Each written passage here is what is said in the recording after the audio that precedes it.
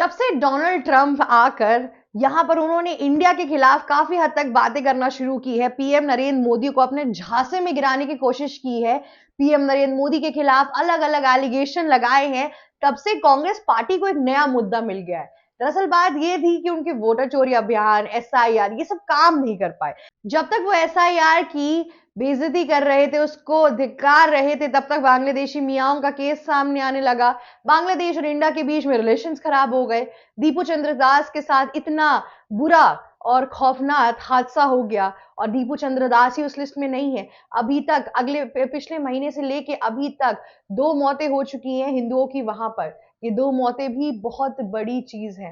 और अभी रिसेंटली जो मौत हुई है बांग्लादेश में हिंदू की, वो इस वजह से हुई है क्योंकि उसको एक ग्रुप ऑफ लोग उसके पीछे भाग रहे थे। वो इतना डर गया था कि उसके साथ दीपू जैसा हाल ना हो जाए कि वो भाग कर खुद ही नदी में कूद गया और उसने अपनी खुद की जान ले ली।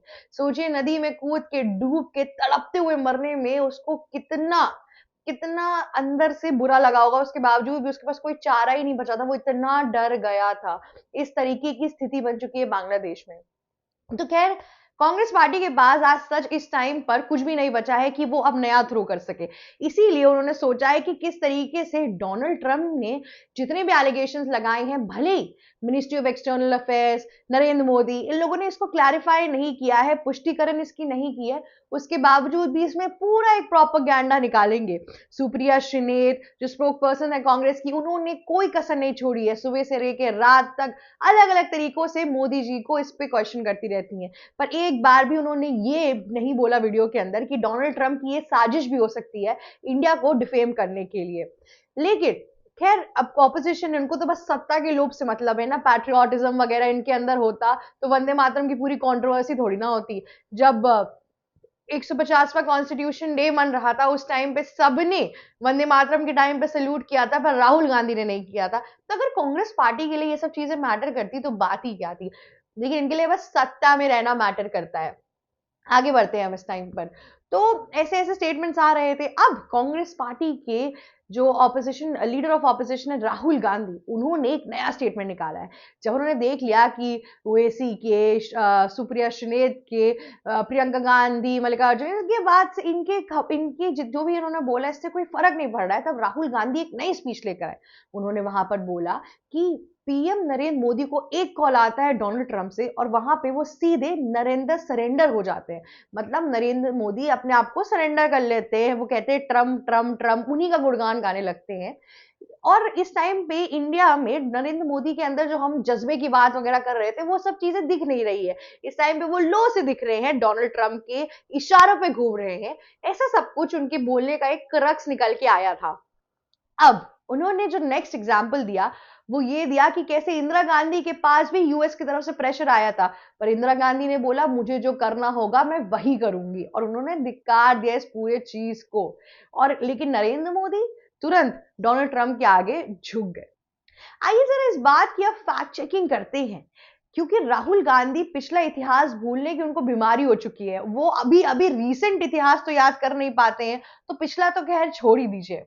जब हमारे ऊपर 50% टैरिफ लगा था यूएस की तरफ से, और यूएस ने बोला था कि रशियन ऑयल खरीदना बंद कर दो, तब भी क्या नरेंद्र मोदी तब झुके थे? जब ऑपरेशन सिंदूर के लिए क्रेडिट मांग रहे थे यूएस वाले और डोनाल्ड ट्रंप, तब क्या नरेंद्र मोदी झुके थे? नहीं। जब इतने टाइम से रशिया और यूक्रेन की वॉर में यूएस और वेस्टर्न नेशन, मतलब इन जनरल अगर बोला जाए पूरा नाटो बोल रहा था कि एक पक्ष का साथ दो, तब क्या नरेंद्र मोदी झुके थे? नहीं। और वहां पे जब जवाहरलाल नेहरू को वीटो पावर लेने की बारी आई थी और चाइना ने उनसे मांगा था, उन्होंने बिना सोचे समझे चाइना को वो एक तरीके से दान और फ्रेंडशिप में दे दिया। क्यों? क्या चाइना आज हमारे साथ है? उसी वीटो पावर का फायदा उठा के चाइना अभी भी इतनी बड़ी पोजीशन पर है। हमारी तरह डेवलप्ड नेशन नहीं है, डेवलपिंग नेशन नहीं है, वहां पे एक डेवलप्ड नेशन है। One of the strongest economy और जीडीपी है उसकी पूरे विश्व के अंदर। और साथ ही साथ यूएन में जहां पर मैटर्स मैटर करते हैं, आवाज मैटर करती है, वहां पे उस वीटो पावर से उसने कितने बार इंडिया को भी हाँ पहुंचाने की कोशिश की है। क्या हमने ये सब चीजें आपके सामने लाई? हमारे देश के विपक्षी दल के जो नेता हो चुके हैं, उनके अंदर बस सत्ता का इतना लोभ हो गया है कि वो ये चीज भूल गए कि एंटी गवर्नमेंट और एंटी इंडिया में क्या डिफरेंस हो गया है। डोनाल्ड ट्रंप तो चाहते ही हैं कि हम रशिया का तेल खत्म ना खरीदे और वेनेजुला का तेल खरीदे, ताकि वेनेजुला के तेल से फिर रशिया यूएस को फायदा हो। और इसीलिए वो इंडिया को ट्रैप में ला रहे हैं, ताकि इंडिया जो इतनी बड़ी बायर है क्रूड ऑयल की, वो सीधे सीधे डोनाल्ड ट्रंप की तरफ बढ़ती जाए और उनको फायदा होता जाए। और डोनाल्ड ट्रंप को यहाँ पे एक और फायदा है, उन्होंने इंडिया पे ऑलरेडी 50% टैरिफ लगाया हुआ है। अब जो चीज 30 रुपए की मिलेगी वहां पे वो 50 रुपए में लेंगे। तो ये सारे फायदे की वजह से इंडिया के ऊपर असीम प्रेशर लाया जा रहा है। और डोनाल्ड ट्रंप को एक और चीज पता है कि नरेंद्र मोदी इतने जल्दी झुकने वाले हैं नहीं, इसलिए उनको अलग अलग तरीकों से तोड़ के झुकाना पड़ेगा। और उन्होंने हमारे कंट्री के ऑपोजिशन का पॉलिटिकल इकोसिस्टम समझ लिया था कि किस तरीके से ये लोग बिना जांच पूर्ति इन सब चीजों के बिना बस सत्ता का लोभ रखते हैं। और अगर मैंने ऐसे कोई भी रूमर्स फैलाए तो फिर नरेंद्र मोदी के पीछे अपने आप एक फौज तैयार हो जाएगी और मुझे कुछ करने की जरूरत भी नहीं पड़ेगी। डोनाल्ड ट्रंप इस मामले में सही थे, क्योंकि हमारे कांग्रेस के नेता या फिर पूरा इंडिया ब्लॉक की बहुत सी पार्टीज विपक्षी दलों की ऑलरेडी डोनाल्ड ट्रंप के काम में लग चुकी है। एक अनसेट पीआर कर रही है उनका, जो उन्होंने एक्चुअल में उनके पैसे भी नहीं दिए होंगे इन लोगों को, पर फिर भी चल रहा है। इस टाइम पर इन सब चीजों से ये पता चल रहा है कि हमारे पॉलिटिकल इकोसिस्टम तो अपनी जगह है, लेकिन किस तरीके से विपक्षी दल के नेता दिन प्रतिदिन नीचे गिरते जा रहे हैं। लेकिन हमारा भारत हमेशा से ऐसा नहीं था। जब हमारा भारत स्वतंत्र हुआ था उस टाइम पे भी ऑपोजिशन पार्टीज रहती थी, बहुत तरीके की चीजें थी, पर सब मिल बांट के और देश की हित के लिए काम करते थे। कांग्रेस ने हमारे देश के अंदर 70 साल राज किया, लेकिन उस टाइम पर भी मैं आपको बता दूं, जब मनमोहन सिंह प्राइम मिनिस्टर थे और बाहर के विदेश मंत्री ने मनमोहन सिंह के खिलाफ बात कर ली थी, तब नरेंद्र मोदी जी ही वो थे जिन्होंने ये बोला था कि अरे वो हमारे मुख्यमंत्री को कैसे कुछ भी कह सकते हैं। उन्होंने ये नहीं देखा था कि वो बीजेपी से हैं और वो कांग्रेस से नहीं, उन्होंने मुख्यमंत्री को मुख्यमंत्री का दर्जा दिया। इतना ही नहीं, आपको याद होगा जब वोट लोकसभा इलेक्शन में वोट देने के लिए मनमोहन सिंह खुद व्हील चेयर पर आए थे और नरेंद्र मोदी जी ने उसका किस प्रकार स्वागत किया था और ट्रिब्यूट किया था। इतना ही नहीं, नरेंद्र मोदी सोनिया गांधी के बर्थडे पर, प्रियंका गांधी के बर्थडे पर इन लोगों को विश करते हैं। साथ ही साथ जब प्रियंका गांधी ने अपने इश्यूज बताए जॉइंट असेंबली में, जहां पे बीजेपी और कांग्रेस दोनों लोग डिस्कशन कर रहे थे, वहां पर नितिन गडकरी ने बोला आप हमारे ऑफिस कभी भी आ जाइए, हम आपको ये जो कि कहते हैं आपकी जो इश्यूज है उसको सॉल्व कर देंगे। तो विपक्षी दल का मतलब ये थोड़ी ना होता है कि आप एंटी इंडिया ही चले जाएंगे। आपका कार्य है गवर्नमेंट को क्रिटिसाइज करना, पर आप इंडिया के हित के लिए तो देखिए, वहां डोनाल्ड ट्रंप, जोहरान ममदानी जैसे लोग सामने आ रहे हैं जो अलग अलग तरीकों के प्रोपोगंडा फैलाने की कोशिश कर रहे हैं।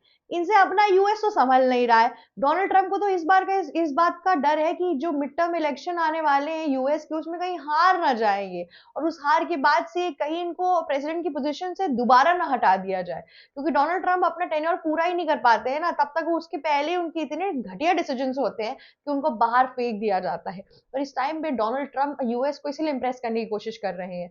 और मोमदानी साहब जो बात कर रहे थे, जब माइनॉरिटी, बांग्लादेशी माइनॉरिटी के साथ इतना कुछ हो रहा है, तब उनके मुंह से कुछ भी नहीं निकल रहा है। उमर खालिद के लिए सपोर्ट में लाना, उसमें कोई खैर वो अपना उनका पर्सनल चॉइस है, लेकिन यूएस के अंदर भी ऐसे बहुत सी चीजें हैं, इस्लामोफोबिया और अलग अलग प्रॉब्लम्स है, उसके ऊपर कोई बात नहीं कर रहा है। ये लोग इंडिया के खिलाफ एक प्रोपेगेंडा फैलाने की कोशिश कर रहे हैं। देखिए, अब आप देखिए साउथ ईस्ट एशिया में कितनी जगहों की कंट्रीज को पूरी तरीके से बर्बाद कर दिया जाए, कितनी जगहों की गवर्नमेंट को पूरी तरीके से नीचे गिरा के फेंक दिया गया। जी हाँ, अगर आपको मैं स्टार्टिंग से बता दूं, पाकिस्तान की हालत इस टाइम पे बदतर हो चुकी है। इतने चाइना से भी लोन में दबी हुई है, यूएस से भी लोन में दबी हुई है, लोग भूखे पेट मर रहे हैं वहां पे। और वहां के जितने भी माइनॉरिटी इश्यूज हैं उसकी तो बात ही मत करिए, इस तरीके का हाल है वहां पे। बांग्लादेश का ही हाल देख लीजिए, किस तरीके से स्टूडेंट रिजर्वेशन से जो फाइट शुरू हुई थी, अब पूरे देश में आतंक आ चुका है। वहां पर किसी भी तरीके की गवर्नमेंट नहीं बन पा रही है और साथ ही साथ झगड़े अलग चल रहे हैं, अनरेस्ट आ चुका है, ना इंफ्रास्ट्रक्चर डेवलपमेंट हो रहा है, पूरा देश एक तरीके से नीचे गिर गया है। श्रीलंका में भी ऐसा ही कुछ हुआ, वहां पे भी करप्शन और इन सब चीजों की वजह से इतना बड़ा प्रोटेस्ट हुआ, फिर इतनी बुरी हालत हो गई, इंटरिम गवर्नमेंट फॉर्म हुई, उसके बाद से बहुत सालों बाद इलेक्शन हुआ, अब जाके श्रीलंका की स्थिति थोड़ी बेटर है, पर अभी भी इतनी अच्छी नहीं है। नेपाल में भी सेम चीज हुआ। आप समझिए कि ये लोग यूएस ऑर्गेनाइजेशंस और वेस्टर्न कंट्रीज सेम चीज इंडिया के साथ भी करना चाहते हैं, क्योंकि ये लोग समझ नहीं पा रहे कि अगर हम सब जगह साउथ ईस्ट एशिया में कर ले रहे हैं तो इंडिया कैसे बचा हुआ है, क्यों नहीं इंडिया को हम गिरा पा रहे हैं। और इसीलिए ये लोग अलग अलग तरीके के प्रोपागैंडास भेजे जा रहे हैं। लेकिन हम इतने मंदबुद्धि हो गए हैं, हमारे विपक्षी दल, जो वो चीज समझ ही नहीं पा रहे हैं। वोटर चोरी से निकले तो ट्रम्प की भाषाओं पे आ गए। ट्रम्प हमें भड़काने की और डिवाइड करने की कोशिश कर रहे हैं, और हमारे विपक्षी दल के नेता उसकी पूरी बात समझ रहे हैं और मान रहे हैं। एक बार भी वो ये नहीं सोच रहे हैं कि क्या पता वो गलत बोल सकता है, लेकिन कोई भी नहीं समझना चाह रहा है ये एक चीज। हालांकि इसमें नरेंद्र मोदी जी की भी थोड़ी गलती है, उन्होंने पुष्टिकरण अभी तक किया नहीं है। सब जनता दलों के अंदर एक तरीके की भावना आ चुकी है, क्या ये सच है, एक स्लाइट डाउट आ चुका है। तो मुझे लगता है मिनिस्ट्री ऑफ एक्सटर्नल अफेयर्स की तरफ से इस चीज की पुष्टि कर देनी चाहिए कि क्या हो रहा है, कैसे हो रहा है, ताकि आगे जाके पता चल सके कि सच्चाई क्या है, दूध का दूध पानी का पानी हो जाए। इसलिए ये सब चीजें होना जरूरी है। बाकी देखते हैं कि आगे क्या होने वाला है। आज के लिए बस इतना ही। आशा करती हूँ ये वीडियो आपको अच्छी लगी हो और इंफॉर्मेटिव लगी हो। सो प्लीज हमें जाने से पहले लाइक, शेयर, सब्सक्राइब और कमेंट करना मत भूलिएगा। जाते जाते बेल आइकन भी हिट कर दीजिएगा। आप देख रहे हैं एबीसी हिंदी, शिवी चित्रांशी के साथ। ABC Hindi news. आज ही जुड़िए हर खबर के साथ।